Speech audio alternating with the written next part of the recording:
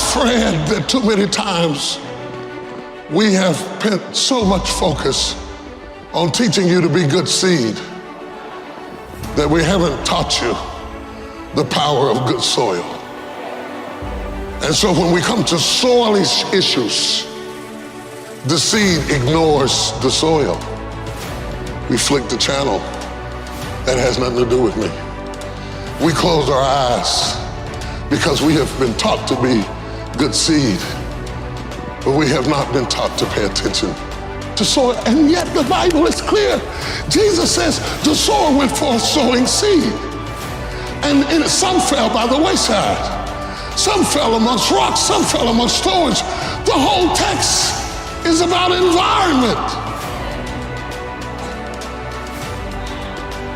Look at you and look at your environment.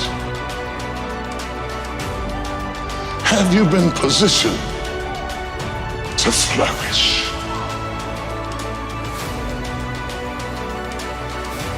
Positioning has a lot to do with flourishing.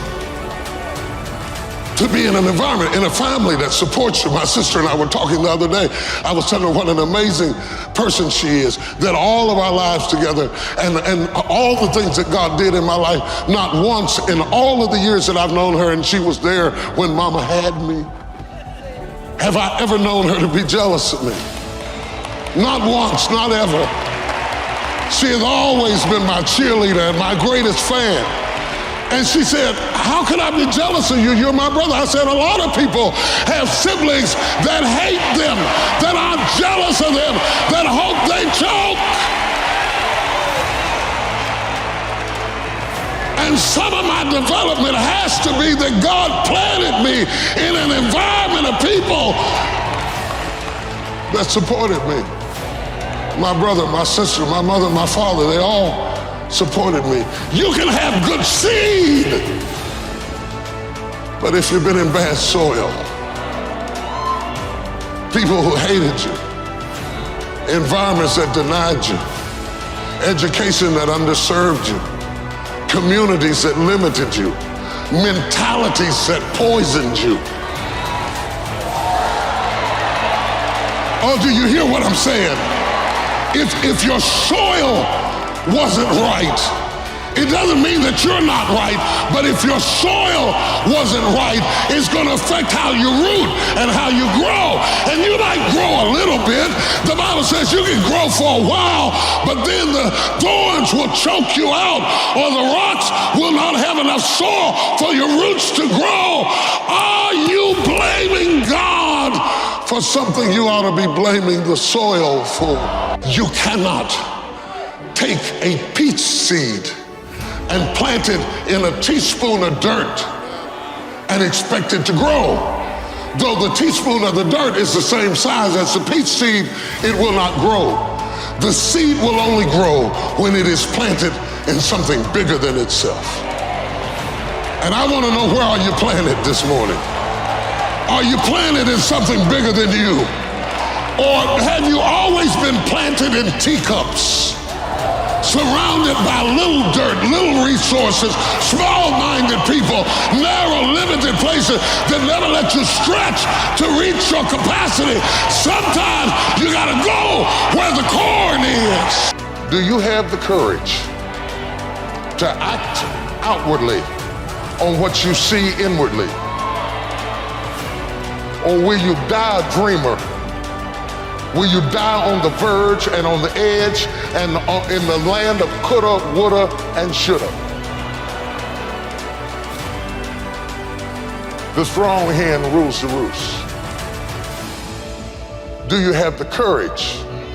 I'm going to drop something on you. It takes courage to be successful. It is far easier not to be successful. Misery will always have company. Success breeds contempt. If you don't want to make waves, be mediocre. Be normal and fit in. And if you're more concerned about people than you are God, then neutralize everything He put in you. Just fit in with everybody else. Dress like them, walk like them, act like them, eat like them, go where they go, think like they think, do what they do. And once you've neutralized your uniqueness, you don't need courage. It takes courage to be different. It takes courage to go where you've never gone before. For some of you, it took courage to come to this conference. It takes courage to get you outside of the box. It takes courage to be successful. It takes courage to win. People don't talk about people that don't win. If you win, they're going to talk about you. Do you have the courage to stand there though the storms keep raging and the people get to talking and you stand there and say, I've come too far to turn around? Touch your girlfriend and say, do you have the courage?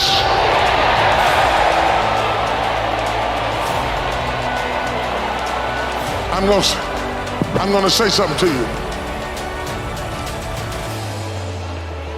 It takes courage to be exceptional. It takes courage to be wise. It takes courage to be rich. It takes courage to be educated. It takes courage to be knowledgeable. Because the moment you do, but you don't talk like you forgot where you came from. Look at you talking. It takes courage. And I'm just wondering, in this weak, watered down, mediocre society that we live in today, in this reality TV world we live in today, I'm wondering if there's anybody left that's got the courage to say, after all I've been through and all my ancestors have been through and all my parents have been through, I didn't come through all of that just to fit in with normalcy.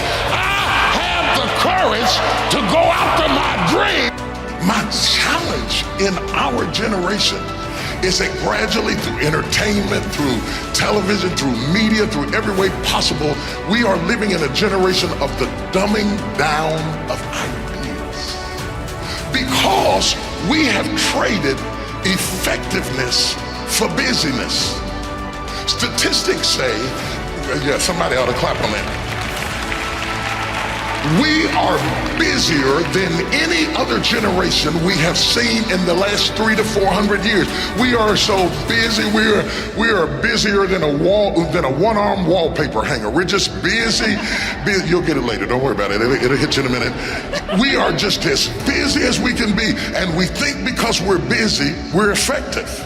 But I want you to challenge your schedule for a minute and ask yourself, are you really being effective, or is your life cluttered with all kinds of stuff that demands you and drains you and taxes you and stops you from being your highest and best self? And are you substituting busyness and all the chaos that goes along with busyness from being effective?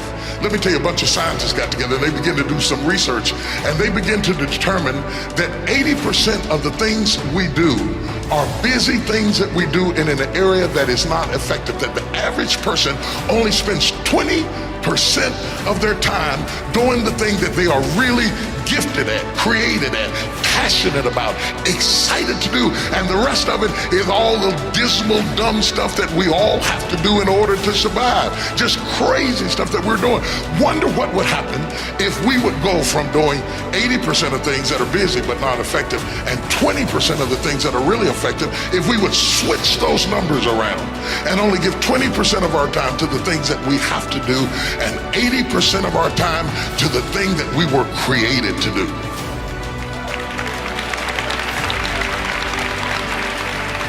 Wonder what would happen to your life. Now think about it a minute. There's a lot of things you could take from me and I could make it. You could take my suit, I got another one. You could take my car, I could get another one. You could take my house, I could get another house. But when you take my time, you have taken something from me that is totally irreplaceable. We take all kind of classes for money management. We know how to manage our money. We know how to repair our houses. We're working on our hair and our bodies and all of this kind of stuff. We do everything except the most important thing is to value our time. It takes time to be creative. You were meant to be creative. You were created in the likeness and the image of a creator, and in that likeness and in that image, you have creativity. If you had time, you would be creative. But in the absence of time and with busyness and clutter and the phone ring, beep, beep, beep. You all got music playing on your phone, all kinds of stuff. And no matter what kind of song you put on it, after a while you hate to hear it, because every time you hear that sound, you know it's somebody else wanting something else from you that's taking you away from what you are gifted and created to do.